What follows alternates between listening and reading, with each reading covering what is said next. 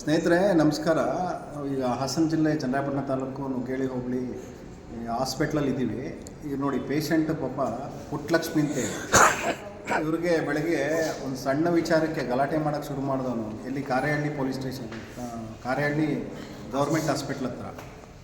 ಹೆಣ್ಮಗಳ ಮೇಲೆ ಯಾವ ಥರ ಹಲ್ಲೆ ಮಾಡಿದ್ದಾನೆ ಅಂತಂದರೆ ಆಕೆ ಕೈ ಮೊಣಕೈ ಬ್ಯಾಂಡೇಜ್ ಹಾಕಿದರೆ, ಕೈಗೆ ಏಟಾಗಿದೆ, ಮೂಳೆ ಮುರಿದೋಗಿದೆ, ಕಣ್ಣಿಗೆ ಏಟಾಗಿದೆ.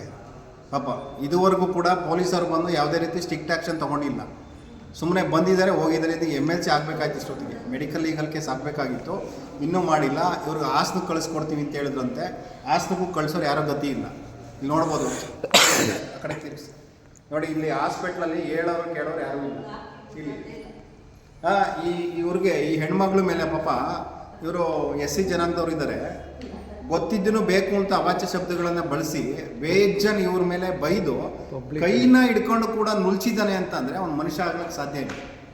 ಈ ಥರ ಘಟನೆಗಳು ನಮ್ಮ ಸಮಾಜದಲ್ಲಿ ನಡೀತಾ ಇದೆ.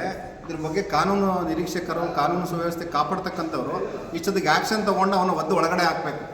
ಇಲ್ಲ ಅಂದರೆ ಸ್ಟೇಷನ್ ಎದುರುಗಡೆ ಕೂತ್ಕೊಂಡು ಪಾಪ ಅವ್ರ ಹೆಣ್ಮಗಳು ಸಂಬಂಧಿಕರೆಲ್ಲ ಇಲ್ಲೇ ಇದ್ದಾರೆ. ಎಷ್ಟೊತ್ತಾದರೂ ಪರವಾಗಿಲ್ಲ, ಇವತ್ತು ನೈಟ್ ಆದರೂ ಪರವಾಗಿಲ್ಲ, ಧರಣಿ ಬೇಕಾದರೂ ಕೂತ್ಕೋತೀವಿ. ಹಾಗಾಗಿ ಹೆಣ್ಮಗಳ ಮೇಲೆ ಕೈ ಮಾಡೋದು ಅಪರಾಧ. ಅದು ಆ ಥರ ಇವ್ರ ಕಡೆದು ಏನಾದ್ರು ತಪ್ಪಾಗಿದ್ದರೆ ಅವ್ನು ಹೋಗಿ ಪೊಲೀಸ್ ಸ್ಟೇಷನ್ ಕಂಪ್ಲೇಂಟ್ ಕೊಡಬೇಕು. ಅದು ನಮ್ಮ ಕಾನ್ಸ್ಟಿಟ್ಯೂಷನಲ್ಲಿ ಇರೋದು. ಏಕಾಏಕಿ ಅವಳ ಮೇಲೆ, ಹೆಣ್ಮಗಳ ಮೇಲೆ ಕೈ ಮಾಡೋದು, ಕೈ ತಿರ್ಚೋದು, ಆಕೆ ಏನಾದ್ರು ಜೀವಕ್ಕೆ ಅಪಾಯ ಆಗಿದ್ರೆ ಯಾರು ಹೊಣೆ? ಮಧ್ಯಾಹ್ನ ಬಂದು ಅಡ್ಮಿಟ್ ಆಗಿದ್ದಾರೆ. ಏನು ಮಧ್ಯಾಹ್ನ ಅಲ್ವ ಅಡ್ಮಿಟ್ ಆಗಿದ್ದು? ಮಧ್ಯಾಹ್ನ ಅಡ್ಮಿಟ್. ಇವಾಗ ಆಲ್ರೆಡಿ ಸಂಜೆ 7 ಗಂಟೆ ಟೈಮು. ಎಷ್ಟಪ್ಪ? 7:15. ಟ್ರೀಟ್ಮೆಂಟ್ ಇಲ್ಲ. ಒಂದು ಕಡೆ ಪೊಲೀಸರ ನೆಗ್ಲಿಜೆನ್ಸಿ. ಅವನ ಮೇಲೆ ಯಾರು, ಏನೋ ಹೆಸರು, ರಮೇಶ ಶ್ರೀಕಾಂತ್ ಅನ್ನೋನು ಯಾರು ರೋಡ್ ಸೈಡಲ್ಲಿ ಹೋಟ್ಲ್ ಇಟ್ಕೊಂಡಿದ್ದಾನಂತೆ. ಅವನು ಯೋಚನೆ ಮಾಡಬೇಕು. ಹೆಣ್ಮಗಳ ಮೇಲೆ ಕೈ ಮಾಡೋ ಸಂದರ್ಭದಲ್ಲಿ ನಾವೆಲ್ಲ ಕೇಳ್ಕೊತಾ ಇದ್ದೀವಿ, ಆ ವ್ಯಕ್ತಿ ಮೇಲೆ ದಯವಿಟ್ಟು ಈಗಲೇ ನುಗ್ಗೇಳಿ ಪೊಲೀಸ್ ಠಾಣೆ ಲಿಮಿಟ್ಸಿಗೆ ಬರ್ತದೆ, FIR ಆಗಬೇಕು. ಇಷ್ಟೇ. ಕಾನೂನು ಪ್ರಕಾರವಾಗಿ ಅವನ ಮೇಲೆ ಏನು ಶಿಕ್ಷೆ ಕೊಡ್ತಾರೆ ಅದಾಗಬೇಕು. ಯಾಕಂದರೆ ಈ ಹೆಣ್ಮಗಳು ಒಂದು ಇದಕ್ಕೆ ನ್ಯಾಯ ಸಿಗಬೇಕು. ಭಾರಿ ಅನ್ಯಾಯ. ಹಿಂಗೆಲ್ಲ ಆಡಾಗಲೇ ಈ ಥರ ಮಾಡ್ತಾರೆ ಅಂತಂದರೆ ಅವ್ರ ಜೊತೆಗೆ ಅವ್ರ ಸಂಬಂಧಿಕರಿದ್ದು ಬರೋಷ್ಟ್ರೊಳಗಡೆ ಈ ಥರ ಎಲ್ಲ ಮಾಡಿದ್ರು. ಪೊಲೀಸ್ ಶರತ್ ಅವರು ಸಿಂಪಲ್ ಕೇಸ್ಕೊಂಡ್ಬಿಡೋಣ, ಏನೂ ಇಲ್ಲ. ನೋಡಿ, ಪೊಲೀಸ್ ಅವ್ರಿಗೆ ಇನ್ಫಾರ್ಮೇಷನ್ ಮಾಡಿದರೆ ಪಾಪ ಅದು ಯಾರೋ ಸ್ಟೇಷನಲ್ಲಿ ತುಂಬ ಜನ ಇದೆ, ನುಗ್ಗೇಳಿ ಸ್ಟೇಷನಲ್ಲಿ. ಅದು ಯಾರೋ ಪಾಪ ತುಂಬ ಸಿಂಪಲ್ ಅಂತೆ, ಮೂಳೆ ಮುರಿದೋಗಿರೋದು ನೋಡಿ. ಅವ್ರಿಗೆ ಕೈ ಕೂಡ ಎತ್ತಕ್ಕಾಗ್ತಿಲ್ಲ, ಕಣ್ಣಿಗೆ ಏಟಾಗಿದೆ, ಇನ್ನೂ ಮೈಯಲ್ಲಿ ತುಂಬ ಕಡೆ ಏಟಾಗಿದೆ. ಅವ್ರಿಗೆ ಬೆಡ್ ರಿಡನ್ ಆಗಿದ್ದಾರೆ. ಅವ್ರು ಮತ್ತೆ ಏನು ಓಡಾಡ್ತಾರೋ ಇಲ್ಲವೋ ಅದು ಕೂಡ ಡೌಟ್ ಇದೆ. ಈ ಥರ ಎಲ್ಲ ಮಾಡಿ ಒಂದು ಫ್ಯಾಮಿಲಿ ಹಾಳು ಮಾಡ್ತಿದ್ದಾರೆ ಅಂತಂದರೆ ಪೊಲೀಸರು ಇವಾಗ ಅವನ್ನ ಅರೆಸ್ಟ್ ಮಾಡಿ ಒಳಗಡೆ ಹಾಕಬೇಕು ಕಾನೂನು ಪ್ರಕಾರ. ಅವ್ರನ್ನ ಅರೆಸ್ಟ್ ಮಾಡಲಿಲ್ಲ ಅಂದರೆ ಇವತ್ತು ಇಡೀ ಕುಟುಂಬದವರು ಇನ್ನೂ ತುಂಬ ಜನ ಬರ್ತಾರೆ. ಅವರ ಅತ್ತಿಗೆಯವರು ಇಲ್ಲೇ ಇದ್ದಾರೆ, ಅವರ ಸಂಬಂಧಿಕರು ಇಲ್ಲೇ ಇದ್ದಾರೆ. ಖಂಡಿತವಾಗ್ಲೂ ನಾವು ಕೂಡ ಒಬ್ಬ ಸಾಮಾಜಿಕ ಹೋರಾಟಗಾರರಾಗಿ ಖಂಡಿತವಾಗ್ಲೂ ಇದನ್ನು ಒಂದು ತಾರ್ಕಿಕ ಮಟ್ಟಕ್ಕೆ ತಲುಪಿಸೋವರೆಗೂ ಸುಮ್ಮನೆ ಇರೋದಿಲ್ಲ.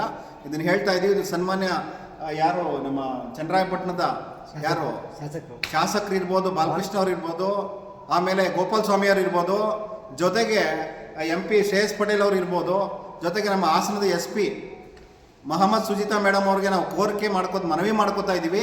ಈ ಥರ ಇನ್ಸಿಡೆಂಟ್ಗಳು ನಡೀತಾ ಇದೆ ನಿಮ್ಮ ಕಾರ್ಯಕ್ಷೇತ್ರದಲ್ಲಿ, ನಿಮ್ಮ ಡಿಸ್ಟಿಕಲ್ಲಿ ನಡೀತಾ ಇದೆ. ತಾವುಗಳು ಏನು ಮಾಡ್ತಾ ಇದ್ದೀರಾ ಇದಕ್ಕೆ ದಯವಿಟ್ಟು ಉತ್ತರ ಕೊಡಬೇಕು. ಯಾಕಂದ್ರೆ ನೀವು ಇದಕ್ಕೆ ಜವಾಬ್ದಾರಿಯುತ ಆಗಿದ್ದೀರಾ, ಉತ್ತರದಾಯಿತ್ವ ನೀವಿದ್ದೀರಾ. ಒಂದು ಜಿಲ್ಲೆಯಲ್ಲಿ ಹಿಂಗೆ ನಡೀತಾ ಇದೆ ಅಂದರೆ ಆಡಾಗಲೂ ಒಂದು ಹೆಣ್ಮಗಳ ಮೇಲೆ ಹಲ್ಲೆ ಮಾಡಿದ್ದಾರೆ. ಅವನು ಬಂದು ಸ್ಟೇಷನ್ ಹತ್ರ ಕೂತ್ಕೊಂಡಿದ್ದಾನೆ ಆಚೆ ಕಡೆ. ಅವನು ಅರೆಸ್ಟ್ ಮಾಡೋಕ್ಕೆ ಹಿಂದೆ ಮುಂದೆ ನೋಡ್ತಿದ್ದಾರೆ.